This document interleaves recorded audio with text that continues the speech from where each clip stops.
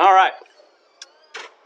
Theodore Roosevelt, a hunter, was Assistant Secretary of Navy, resigned as the Assistant Secretary of Navy, volunteered for all three services, but was rejected and basically created the Rough Riders from his friends out west, and then led the Rough Riders as a volunteer colonel in the U.S. Army during the Spanish-American War.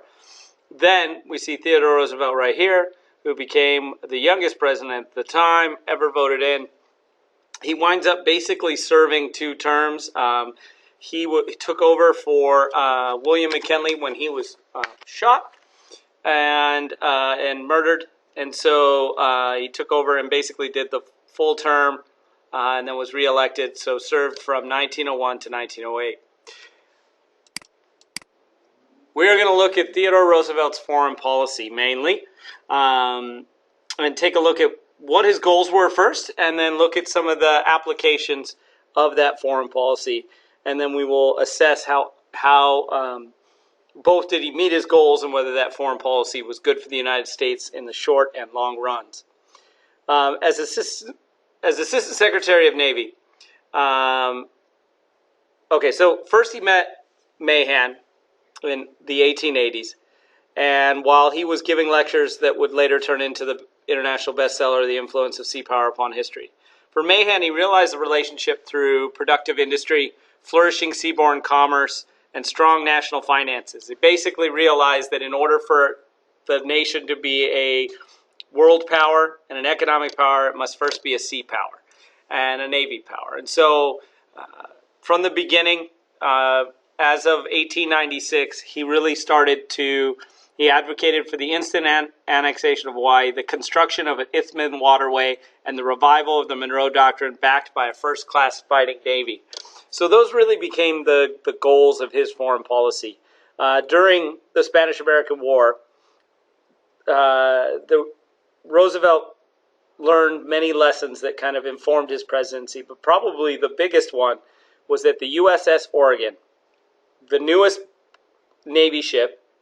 battleship built, steaming at high speed. It took 67 days for it to go from the Pacific to the Caribbean to help to defeat the Spanish Navy. He realized that they needed to build a canal because it would have dropped that time by at least 70%. His vision as president believed the U.S. must take its place as a world power and pushed for strategic advantage in the world. He pushed so that the United States would take that final step. During the Spanish-American War, the United States winds up taking over colonies, but also dominates Cuba, and that leads basically to the domination of the Caribbean Sea and Central America.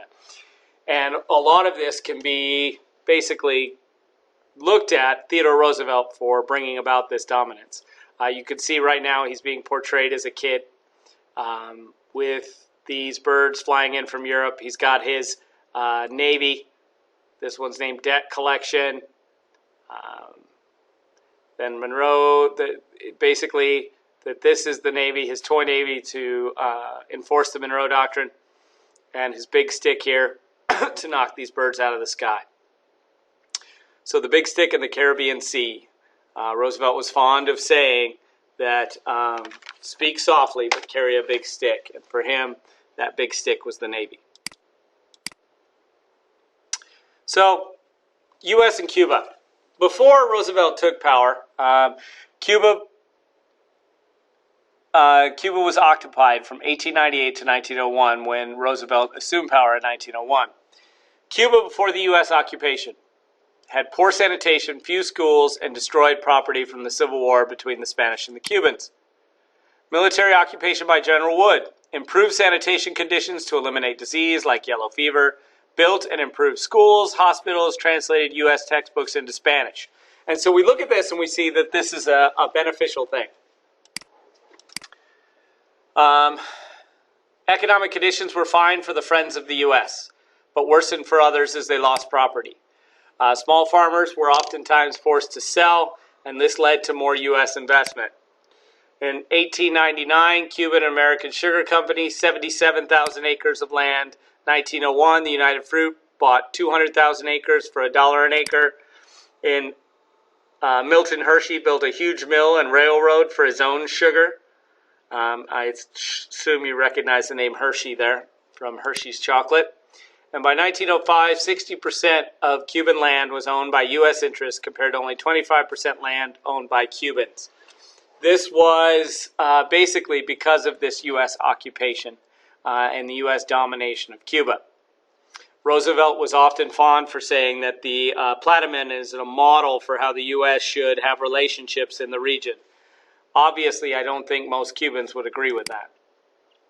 Intervention in Cuba in 1906, because in the Platt Amendment, the United States has the right to intervene under Roosevelt, installed a provisional government because of infighting between presidents and did not leave until 1909.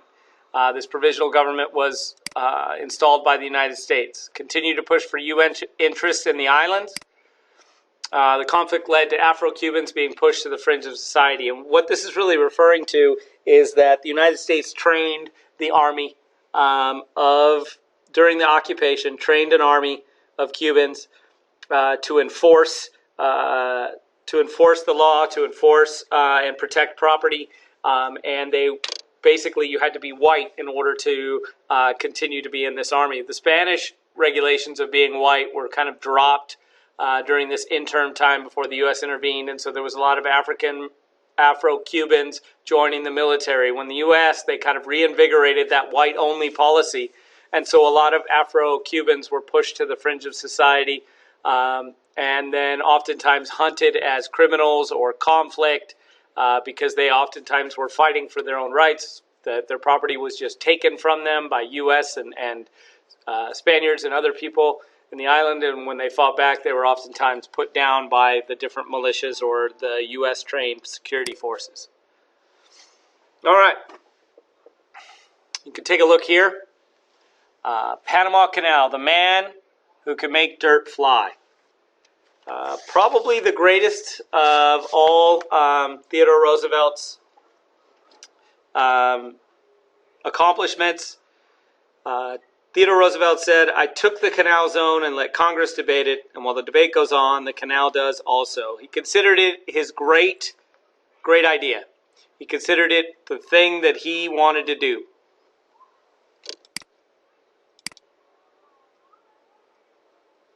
Panama Canal, Bidlack-Merino Treaty in 1848. So the Bidlack-Merino Treaty was a treaty, the first treaty made by the United States with Colombia. One of the things we need to talk about with Panama is Panama was actually part of Colombia when the revolutions happened, and so it was a property of Colombia. And so in 1848, the U.S. signed this treaty because even before there was a canal, there was docks on each side and a railroad built across that was U.S. owned. And so they would sail a ship in, unload goods, run it across the railroad, and put it on another ship. Obviously, it would be easier for the ship just to go through than unloading and reloading, but Panama was still used as this. The U.S. Marines intervened 3 times over this period, and in order to basically bring down the revolts and the problems that were going on in Cuba. The reason this treaty matters is that Theodore Roosevelt uses this as his rationale for intervening later in 1902 in order to help Panama become an independent nation. Basically, the first canal was actually by a French company in 1880, and this angered a lot of Americans and made them nervous to have a European company in the hemisphere trying to build this canal. Ferdinand Lesseps was the hero of the Suez Canal project, and because of that, he was brought on by this company to then raise money and construct an isthmus, do a canal at the Isthmus of Panama. It was underfinanced from the beginning. There was some issues with some of the raising of the money, and basically Ferdinand Lesseps and his son found themselves in jail for corruption. And basically, a couple of the different people that were there went ahead and financed were gone ahead and bought the rights for that this company had and held on to those rights, hoping to sell them. Panama. So one of the things that the United States in 1884 almost decided to do it in Nicaragua, but decided not to. And basically that brings us to Panama and the Decree of Bogota. So Panama was largely independent until 1886, when Colombia decided that it should be back part of Colombia. And the Decree of Bogota basically said that Panama needed to start paying taxes, and they were now part of Colombia. The problem was that the Colombians were the ones that represented Panama in the Senate and asked to be annexed, and so they were annexed. It was not a popular decision in Panama, and it led to 3 full-scale insurrections, meaning rebellions, within the first 10 years. So that brings us back to where we really start getting involved. Now, the thing about this story with Panama is I'm just giving you the basics. We are actually going to have a trial on Theodore Roosevelt and decide whether it was okay for him to do this. So the Hay-Arran Treaty in 1903, basically the United States agreed to basically the following points with Colombia. First they needed to get approval from Great Britain. They got it. Now they go and they make a treaty with Colombia. The U.S. would pay $10 million to Colombia and give $40 million to a reorganized French company, who a guy by the name of Buenaventura had a large stake in it. He was the one that convinced, he was a French engineer that was part of the original company, and then helped reorganize the company around that so that they would have the rights. He would get a lot of this $40 million. And so Varea had a large stake in it, but the problem is that his rights expire in 3 years. And so what eventually happens is that the Colombian Senate refuses to ratify the treaty, and so it goes away. And so a lot of people would say, well, if the Colombians, their represented government, their democratic government, didn't want the treaty because they wanted to wait 3 years to get most of the money, it makes a lot of sense. However, there is a question of whether this truly was a democratic government. There was a very strong president that could be called a dictator, and that the Senate was basically people that he appointed and that he put in power. And so basically after this treaty was organized, he realized that if the Colombia put off the U.S. for 3 years, they would get all $50 million. And so he told people to vote it down. If that's the case, then Theodore Roosevelt's anger at basically feeling double-crossed and feeling like they were just holding out for more money and extorting him would be correct. So that brings about the Panamanian Revolution in 1903. Now, Buenaventura was one of the main people that was around. Felipe Buenaventura, the former French engineer, helped bring about this this rebellion. He had organized it with other leaders in Panama, and kind of the idea of rebellion in Panama was kind of a cottage industry almost. They had rebelled so many times against Colombia that it was something that everyone had experienced at some point. And so Buenaventura organized it and had had a meeting with Roosevelt. We don't know what was said, but we know that Roosevelt sends the Nashville to some place unannounced, and Varea took that as that they were sending it to Colombia, to Panama, and that they would help the rebellion if it happened. So they declared rebellion, and Roosevelt sends the USS Nashville down there and helps bring about the revolution. The U.S. troops kind of keep Colombian troops from putting down the revolution. Some Colombian troops switch sides, and next thing you know, Panama is independent. Within 2 weeks, Roosevelt signs the exact same treaty he organized with Colombia. Within 2 weeks. So within a couple days, the United States recognizes Panama. Within 2 weeks, they signed the Hay-Buenaventura Treaty. Notice Buenaventura, the French agent who stood to make $40 million through this, was the one that organized it with John Hay, who's consistent. So Buenaventura Treaty in 1903, giving the United States the rights to the canal and making Panama a protectorate of the U.S. So now Colombia has to either go to war with the United States or accept that that Panama is truly independent. However, we can really look at the Panama independence and really ask if that was, if they were really supposed to be part of Colombia, if Colombia had any right to Panama. And so we have to debate, or we'll have a trial over whether Roosevelt was right in taking the Panama Canal. And this just gives you a basic history of the rundown. Okay. So we're going to talk about a couple other instances and a document, and then we'll be done. The first instance, actually the first instance of his foreign policy deals with Panama, because the Panama thing started in 1901, 1902, and it led to this. Now this is another one of the applications of his foreign policy, and this started in Venezuela. Basically, there was a debt crisis in Venezuela. Venezuela, as a government, owed money to Germany, Italy, and Great Britain. Well, Venezuela had a civil war, and during that civil war, more European land was damaged. And although Venezuela knew he needed to pay off his debts, he refused to pay damages towards citizens from these other countries, saying that you chose to be part of this country. If your property is damaged during a civil war, that's not our problem. Those citizens wound up going to their governments and asking their governments to enforce the debt. And so a blockade was surrounding Venezuela. Germany, Great Britain, and Italy installed a naval blockade, and even Germany was bombing Caracas right here with their blockade, keeping Venezuela from being able to trade with anybody else until they paid off their debts. Well, this was now, one of Roosevelt's goals was to reinforce the Monroe Doctrine. Having Germany, Italy, and Great Britain in the hemisphere is not, or square with the Monroe Doctrine. And so Roosevelt basically begins to work to deal with this issue. So Venezuela refused to pay damages, so the citizens went to their governments,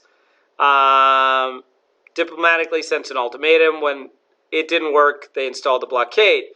So Roosevelt had a problem, and the problem was with Germany. Germany wanted a naval base in the Western Hemisphere. They didn't necessarily respect the United States as a power, and so they were trying to push for a naval base within Venezuela. They were talking with Brazil about a naval base, and that would have been something that the United States and Roosevelt would not have stood for. So Roosevelt needed to deal with this issue, and he dealt with this issue diplomatically. But he dealt with it with his idea of speak softly and carry a big stick. So here's the blockade from Germany and Italy. The U.S. sends its Navy down, and they do exercises off the coast of Venezuela. The U.S. Navy in the Caribbean, they land the Marines, take the Marines, do naval exercises right near the blockade. Now, why would Roosevelt do this? Because at the same time, he was sending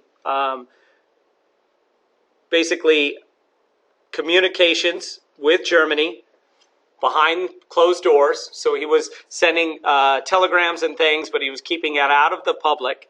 And he was telling Germany that they needed to back off. Now, why would he do this privately? Because he wanted to make sure that the Kaiser Wilhelm, the leader of Germany, would be able to save face. And so he showed force by moving the U.S. troops there, then told Germany they needed to leave, and that Roosevelt would deal with the debt issue. But they needed to leave first, and they were not to bring their Navy back. So basically what happens is Roosevelt, the United States, assumes the Venezuelan debt, and Venezuela basically defaults again. And so the United States in 1904, the U.S. followed up by taking over the custom houses to force Venezuelan President Gomez to pay his debts. And so custom houses are put in ports, and this was the main income of most Latin American nations. And so when you brought your ship in to sell goods, you had to pay a duty or a fee, and that was a custom duty. And then when you were exporting goods, you had to pay a custom duty. And so the customs was the money that was coming in to the United States. By taking over those houses with U.S. Marines, the United States was gathering that money and then using it to pay Europe off. Once they paid Europe off, then they left and allowed Colombia to continue to collect its money. Venezuela to continue to collect its money. But this left the United States, or the United States did this in order to make sure that Europe would not come back over with gunships. Before he takes over the custom houses, Roosevelt releases the Roosevelt Corollary to the Monroe Doctrine in 1904. Chronic wrongdoing may in America as elsewhere ultimately require intervention by some civilized nation. And in the Western Hemisphere, the adherence of the United States to the Monroe Doctrine may force the United States, however reluctantly, in flagrant cases of wrongdoing or impotence, to exercise an international police power. Basically, Roosevelt, with the gunship, obviously, is telling Europe, or telling Latin America that if you get in debt to Europe, if you wind up having problems with Europe, and then you have chronic wrongdoing or corruption in your government, and you don't pay them back, we will come in and deal with the internal workings of your country in order to make sure that no other European countries will be able to come over. And this is a problem because basically it doesn't jive with the Monroe Doctrine. It's called the Corollary to the Monroe Doctrine, but it's not really part like the Monroe Doctrine. The Monroe Doctrine is very much set up to protect European nations from Europe, but the United States also said we won't get involved in their internal workings. And so this brings a few issues to the surface, and which the United States needs to deal with. And so Roosevelt, though, pushes forward with this because Roosevelt is the kind of president that once he makes up his mind, he's going to do it. So he takes over the custom houses in Venezuela. Then when the Dominican Republic defaults on its payments of bonds to the U.S. government, and defaults because the U.S. took its debts, Roosevelt did not want to invade. He did not want to annex the Dominican Republic. He created a solution where U.S. Marines took control of the custom houses and gave 55% of the payments back to the U.S.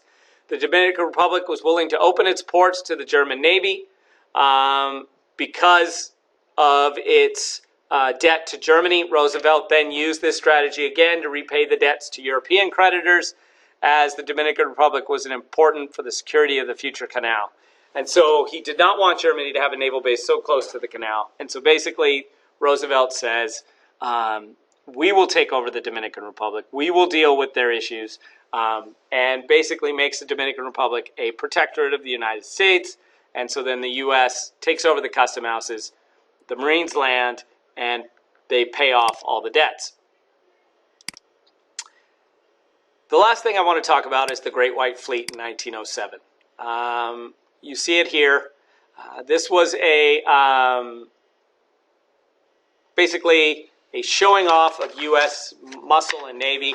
They sent 13 battleships on a worldwide tour, but only 12 were able to make it. The battleships had all kinds of issues on this tour, but it was a goodwill tour, and just so happened the last stop was in Japan.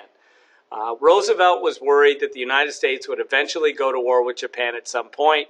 Obviously, his worries came true. But he wanted to make sure Japan knew the full strength of the U.S. Navy. And so he sent the Navy, and the last place was in Japan. Now, Congress did not want him to do this. They didn't send enough money. And so Roosevelt basically had some money as the president.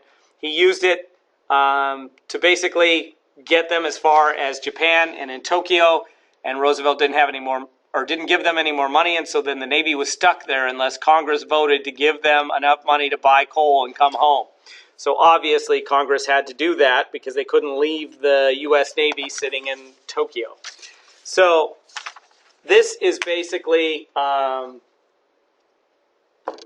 Roosevelt and his foreign policy. We will take a look at this and investigate this over the next few days. Thanks for listening to this podcast, and I look forward to seeing you tomorrow.